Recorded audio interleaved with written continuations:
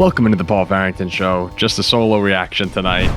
This is actually kind of crazy. Like, I've never recorded this late before. It's like 2 a.m. right now, and I wasn't planning on doing a Shedeur Sanders reaction, but throughout the night, I'm monitoring Twitter, and I'm just trying to make sure, nothing crazy happened. And as the night goes on, everyone's talking about Shedeur. Like, it's blowing up.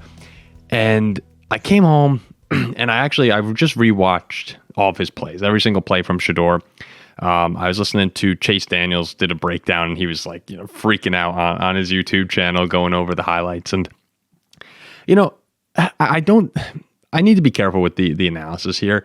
I didn't think it was a crazy performance from Shedeur, the way that you would believe on social media.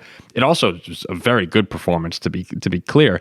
It actually sort of reminded me of, I went to the driving range this afternoon, and it kind of reminded me of a day at the range or a day playing golf where, throughout the day you kind of have some mixed results, but you have a few hits that are just, perfect strikes, and it makes you leave the range feeling really good. And you're like, okay, I can play this sport. And that's what I felt like watching Shedeur tonight. Was there were a handful of throws, the first touchdown in particular, second touchdown as well. He had the one from his own end zone about 15, 20 yards downfield, just on the money, perfect, especially that first touchdown pass that he had, threading the needle between 2 or 3 Carolina Panther defenders. It was just perfect. And that's what gets you excited about this guy, especially as we all know, falling in the draft kind of felt like there was an agenda there with him falling. Maybe his personality really did lead into that. Getting him in the 5th round here, this is not your standard 5th round quarterback, both from the publicity and from the talent.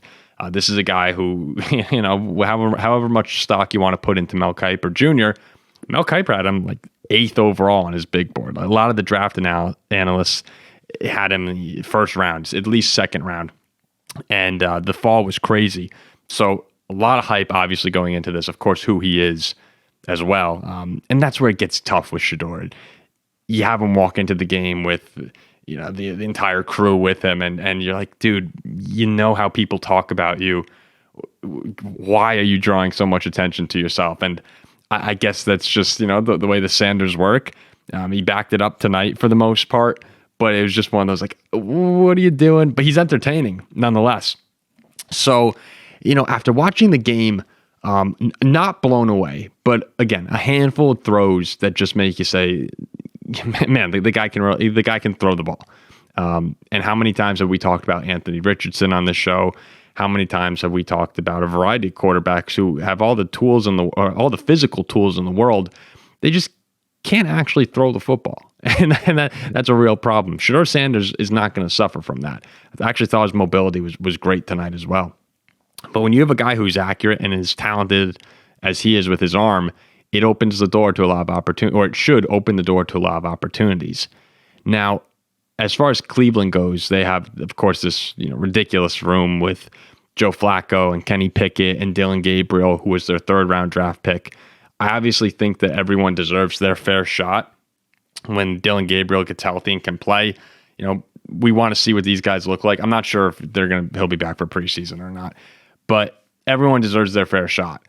But my thought on this as a non-biased third-party viewer is there's no world, obviously, where Joe Flacco is going to be the long-term answer. He's 40 years old.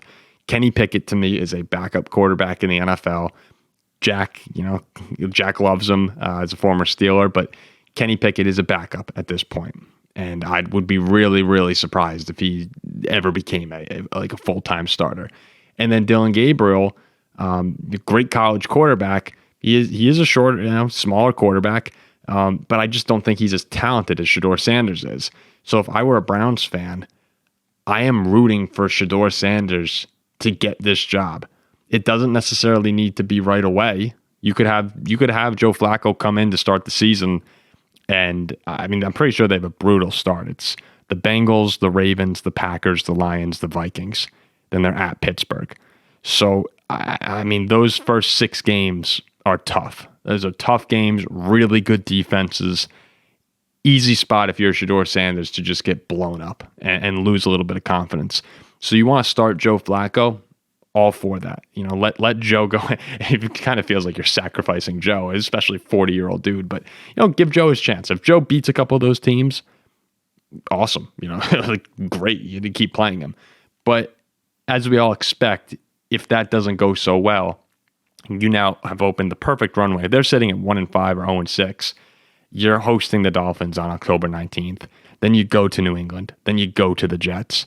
2 weeks later, you have the Jets again. You have the Raiders. Like, it starts to lighten up. And that could be the spot right there where you see Shedeur Sanders come in. There's no pressure on him. The Browns are already out of it. Just go and play football. See how it goes. That's what I'm rooting for if I'm a Browns fan, because there is an opportunity for him to develop into that franchise quarterback. There's a world that could happen. Yeah, it might still be unlikely, but of all the guys in that room, if you were to say, hey, someone here starting for the Browns in 5 years, the answer is Shedeur Sanders. And tonight's preseason game didn't lock it in for me okay, like he has to be the guy. It wasn't like that. Shedeur rated himself a C+. I'd probably give him like a B or a B+. But he certainly, to me, throughout this whole process, has been the guy that you believe in, if you had to pick one. So, I thought it was a strong night for him. Again, didn't light the world on fire the way that you would have thought watching social media, but he made a lot of really, really good throws. And that doesn't always happen. The other thing, he didn't make any critical mistakes. He had a couple plays where he was running around, and I think there was a 4th and 2 they went for. He wound up running like 20 yards backwards and eventually threw it away. There were little moments where you said, okay, would like to see you a little quicker, maybe hold a little better ball security at times. But he felt, for the most part, pretty comfortable in the pocket, had a couple nice plays with his legs as well, looked faster than some people would indicate he is, and didn't have like the back-breaking, interceptions or fumbles, or they had a couple false start and pre-snap penalties. But there was nothing in there where you sometimes you see guys come into these games and they're totally overwhelmed. That was not the case with Shedeur.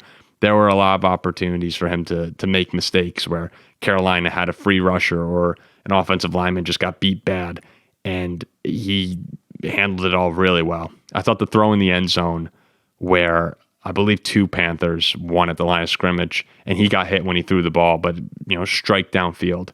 And again, not perfect night.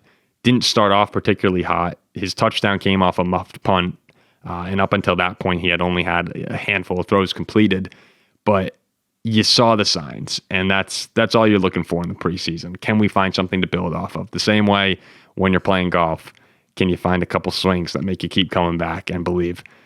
That's how it felt watching Shedeur Sanders. So I'm not going to go too long because it is very late, kind of psycho to be up at this point. But I guess that's what it takes. So this will be coming out as an instant reaction later on today, and I can say today at this point, sadly, Ziggy will probably be doing a JJ McCarthy instant reaction, and then either solo Ziggy or Ziggy and I will probably do a Packer reaction as well to their preseason week 1. Probably going to be a good amount of content coming out over the course of this weekend. Season's back in action, and it gets busy this time of year. Busy to the point where it's, oh my gosh, 2:15 in the morning. Got to put this thing out. All right. See you later.